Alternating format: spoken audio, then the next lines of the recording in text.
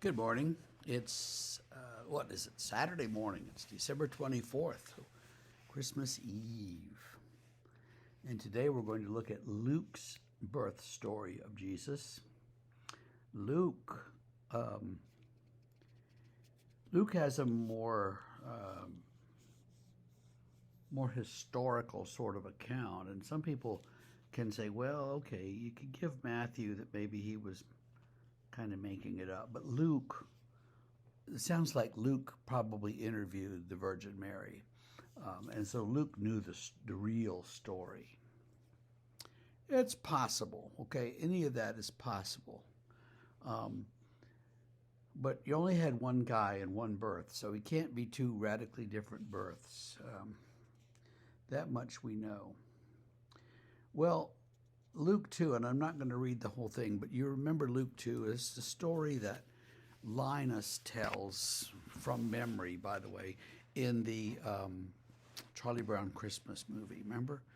Why are we doing this anyway? And Linus steps up and says, in those days a decree went out from Caesar Augustus, and does the whole story, 20 some verses. The way to remember this is that Matthew is about Joseph and the wise men, and Luke is about Mary and the shepherds. And so, what? Mary didn't remember the wise men showing up? Sure, she would have. They just aren't a part of the story that Luke wants to tell. The story of Jesus in Matthew is a kind of, I said, a midrash, a teaching that parallels Joseph and going to Egypt and coming back out of Egypt. And here's Jesus, and he goes to Egypt to escape death and then comes back out of Egypt. And that also helps resolve the Jesus is born in Bethlehem because he's the Messiah, but we all know Jesus is from Nazareth, so how do we get that straightened out? Not to worry. They moved there because they were scared of Herod. Well, Luke tells a story that's very familiar to us, and the shepherds in the field. Now, the shepherds were, by all accounts anyway, the kind of the lowest level of society. You got down to the bottom, and then there were shepherds, because shepherds hung around with sheep all the time, and so sheep were unclean, and shepherds were seen as, they were kind of like motorcycle gangs. They were these gangs of guys that did a necessary job, but nobody really liked them. Maybe you could put it that way. Shepherds tended to be rough people. They stayed up all night. They were outside. They were fighting off animals that were attacking the sheep, people that might have been trying to steal the sheep. So they had a kind of a tough life.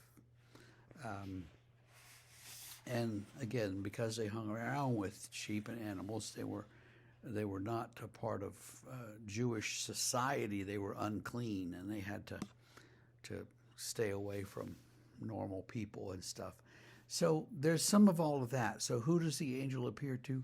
A bunch of shepherds, outcasts, almost outcasts.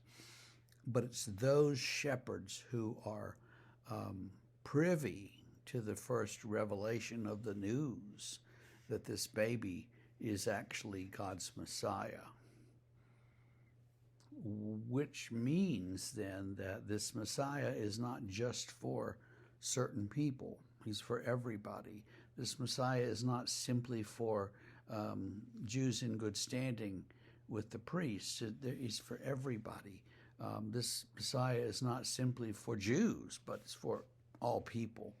And that's a similar sort of symbolism that Matthew has when having these foreign experts show up sometime after the birth, wanting to pay homage to the king.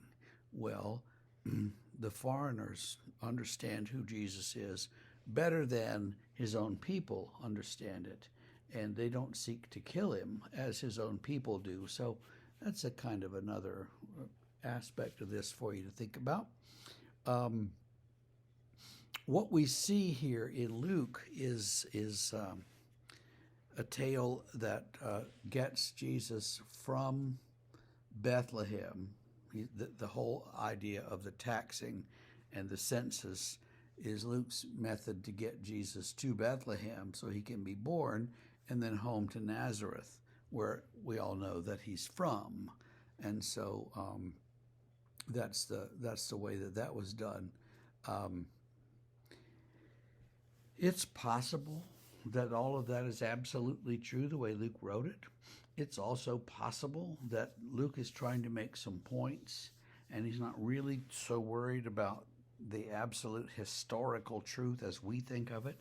He's more worried about how do you make these points about this baby in a way that tells the story.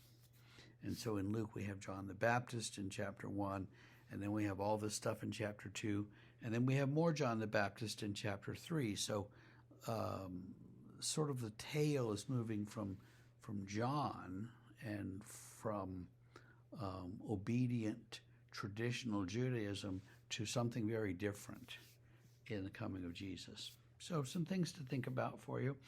Hope I haven't ruined anyone's Christmas, but if I have, well, too bad. We will see you, let's see, tomorrow's Sunday, so we won't do this tomorrow, and we'll see you Monday morning. See you then. Have a great Christmas.